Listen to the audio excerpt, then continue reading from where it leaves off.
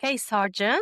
Welcome to the Neuroarchitect. Thank you for having me. I am a practicing interior designer for over 40 years. I am the mother of 5 children, 3 of whom are neurodiverse. How do you design for someone that has ADHD? And I had a good answer, but not a great answer to that question. So we started to do some research, and over the last 10 years now, we have I think initially we found this huge gap that there wasn't a lot of information out there really about how people respond to the built environment and the impact that it has. And so we started to do some studies. We started to do more research. We did literature reviews. We've done pilots. And I think we realize as designers and architects that the built environment has a huge impact on how people feel, how they think, how they process in the spaces that they're in, and that we need to be able to create spaces where everyone can thrive. So, we're talking here about schools, about playgrounds, about offices, houses, public places. So, it's not limited to a certain place. I delved into the part of designing for ADHD and neurodivergent and places for inclusiveness. And we're talking about the presence also. We're talking about unexpected places people don't think about, but really every place matters for our well-being and for adaptation of people, no matter their backgrounds or how they think or how their brain is structured. Yes, and I think that's a great point. And it's not even just the spaces that we're going to, it's even how are we getting there. So it's thinking about how are we designing our cities, but how do we make those better experiences for people that get overloaded very easily, either with sensory stimulation or proximity to people or too many options and choices. And so thinking about every facet of our days, walking through to really kind of think about how do we do this best. Because whether we want it or not, our body, with our senses and our eyes and our structure, we will capture everything around us. So whether we want it or not, or we're focused on the road, just to arrive to the workplace, we will feel overwhelmed by all the information around us. I think you made a really interesting point. And so there's a really delicate balance. And we also have to think about the fact that we're designing for people that are hyposensitive, that need more sensory stimulation, and people that are hypersensitive. They actually get overwhelmed. Actually, this is a good point because many people think that also the less you go, sometimes the better, whereas the child cannot develop their brains or imaginative part completely if they are in a very, like, let's say, boring place without Right. enough information, or we feel bored. We feel that there's something missing because we're used to fractal, of nature, these patterns that are very rich in design and colors. And I think in a lot of solutions, what we're seeing is people are dumbing down the spaces to get rid of sensory stimulation. And that's actually not the goal, right? Because sensory deprivation is actually a form of torture. For anyone hearing this term for the first time, what is the workplace strategy in simple everyday words? It's about having a deep understanding of what an organization's DNA is. We're talking about quantifying results or doing research and then checking it also through research, checking the post occupancy design. And not everybody that's neurodivergent is antisocial. So here I thought of 2 points. The first one is the importance in universities to talk about the concept of their design.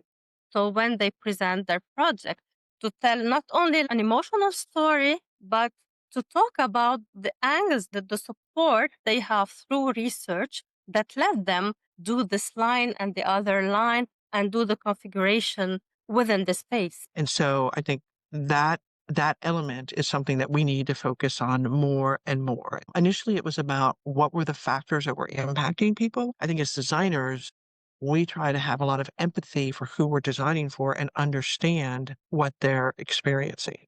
And that can be a challenge. Not everybody reacts like we do. So it's called the double empathy problem, that this kind of one size misfits all that we've been going towards.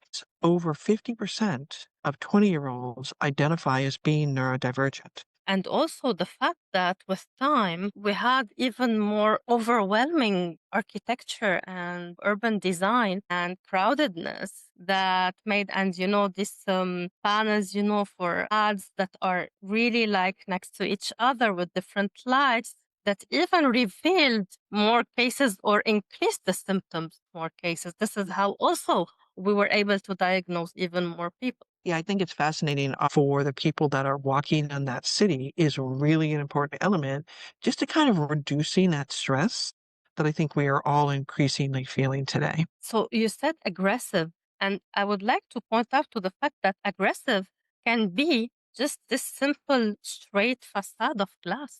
This can be aggressive, not only the over ornamented. Maybe the ornamented is very calming for us. In the ornamented architecture, I think there's a little bit of delight and wonder, and you can get lost in some of those details, and it's a little bit more on the human scale. I think that aggressive architecture can really be, whether it's a rough finish or brutalist architecture or things that aren't necessarily designed for human scale. And I think there's a huge movement right now towards human-centric architecture, and there has been for a long time, but really an increased focus about we're designing for people. So how are people relating to these spaces? You were talking a lot about research. For example, in my research, I use a lot of tools such as eye tracking, emotional facial expressions, voice tones, the electric conductance, the skin, the heartbeat. So, do you do the same in your research? Love that you do that. Kudos to you, first of all. So a lot of it was surveys. Then we kind of expanded into on-site observations. We did a lot of workshops, and we started to introduce biometrics as well.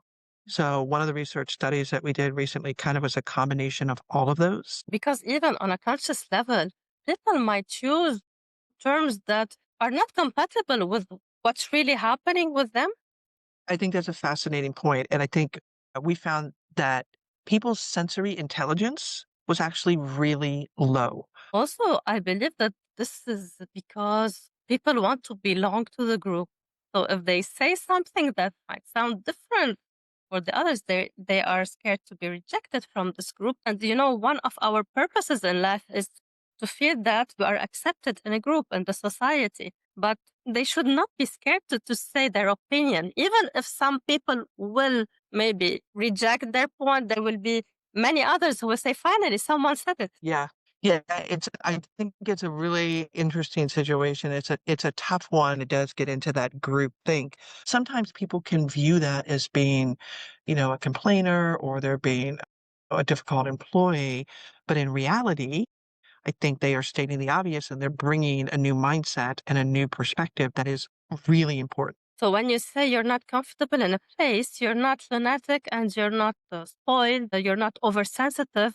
You just, you're aligned with what you're feeling, with what your body is trying to tell you.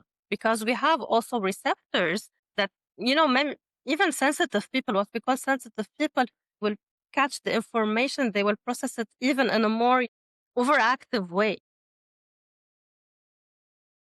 I think it's interesting. I think our bodies are responding to things we don't even really realize, to your point. This question is important actually for decision makers, investors, or people who are curious about it. Did it cost more or did it take more time than doing a regular project? Our client was asked that question when she was at a roundtable with us.